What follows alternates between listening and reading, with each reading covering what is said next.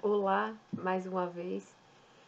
O vídeo de hoje, o vídeo de agora, desse momento, a gente vai falar de uma coisa triste que aconteceu essa semana, uma tragédia lá no Ninho do Urubu, no caso, um incêndio, né, que aconteceu no CT do Flamengo e foi divulgado a lista de mortos e feridos. O Corpo de Bombeiros informou pela manhã do dia 8, né, do de hoje, que o número é de 10 vítimas fatais. 9 nomes de jogadores da base já foram confirmados.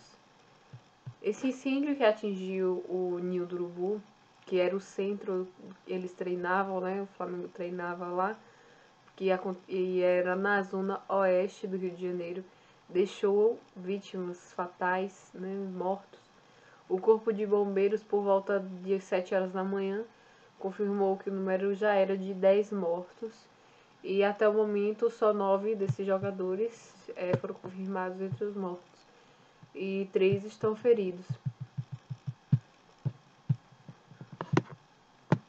As vítimas fatais são Arthur Vinícius, que era zagueiro, 14 anos, e era nascido em Volta Redonda.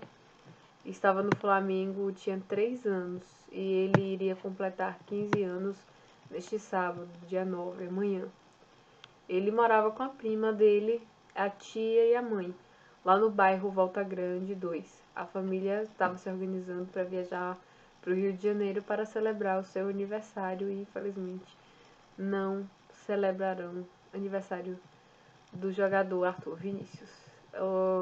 A outra a vítima é Átila Paixão. O garoto era atacante, tinha 14 anos, nasceu no povoado Brasília, em Lagarto, Sergipe. Ele foi revelado pela escolinha Geração do Futuro, a mesma por onde passou o atacante Diego Costa, que hoje joga pelo Atlético de Madrid. Esse rapaz atuou na Copa Zico e chamou a atenção de clubes do Rio de Janeiro. Ele passou por uma avaliação que durou 10 dias no Ninho do Urubu e aí foi aprovado em abril do ano passado, de 2018. Vamos para o próximo, né, jogador que foi vítima fatal, o Bernardo Pizeta, que era goleiro. Ele tinha apenas 15 anos, era catarinense de Indaial. Ele atuava como goleiro e começou a jogar no futsal. Antes de ir para o campo, o atleta defendia o time do Guarani, de Brusque, e passou pelo Atlético Paranaense antes de seguir para o Rio de Janeiro. O Bernardo Pizeta, ele estreou no time de base do Flamengo no dia 25 de agosto de 2018. Tinha apenas 15 anos. Que pena, né? Triste. Outra vítima fatal foi Christian Esmério, que era uma das maiores promessas de sua geração e um dos destaques das categorias de base do Flamengo. Ele só tinha 15 anos, era goleiro e colecionava convocações para a seleção brasileira de sua categoria. E também era, inclusive, monitorado por clubes lá do exterior.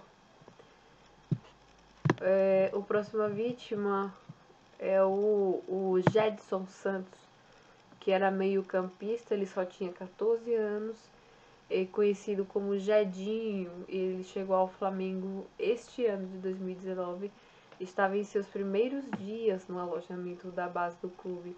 Foi achado após destacar-se no Atlético Paranaense e ele nasceu em Itararé, em São Paulo.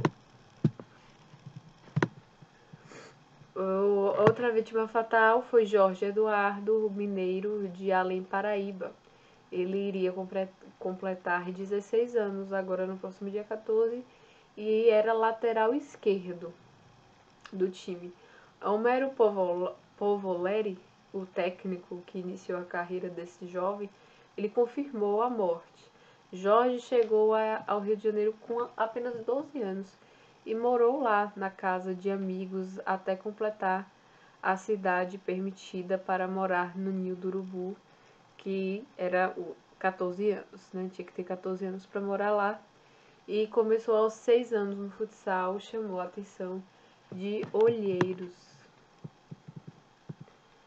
Outra vítima, Pablo Henrique, de 14 anos, zagueiro, mineiro de Oliveira, cidade a cerca de 150 quilômetros de Belo Horizonte. Era primo do zagueiro Werley, do Vasco, e estava no Flamengo desde agosto do ano passado. A outra vítima é Samuel Tomás Rosa, nascido em São João de Meriti, tinha apenas 15 anos, era lateral direito do time, teve a morte confirmada por seu tio, Sebastião Rodrigues. Ele iria completar 16 anos no dia 4 de abril. Ele morava no Morro do Conceito, em São João de Meriti. Era titular do Flamengo, foi vice da Copa Votorantim e campeão da Copa Nike.